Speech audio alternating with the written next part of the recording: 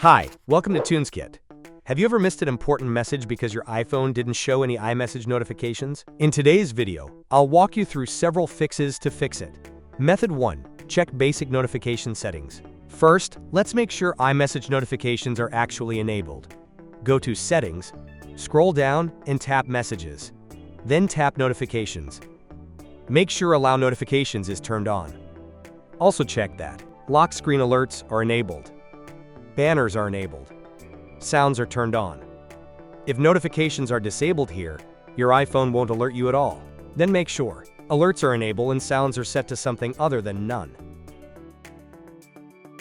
Method 2. Check focus mode and do not disturb. One of the most common reasons iMessage notifications stop working is focus mode.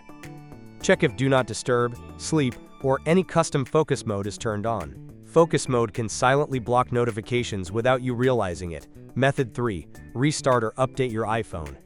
If notifications are still not working, try restarting your iPhone. First, press and release the volume up button, then the volume down button, and finally press and hold the power button until your iPhone restarts. A simple restart can fix temporary system glitches that block notifications. Next, check for software updates. Go to Settings, General, Software Update.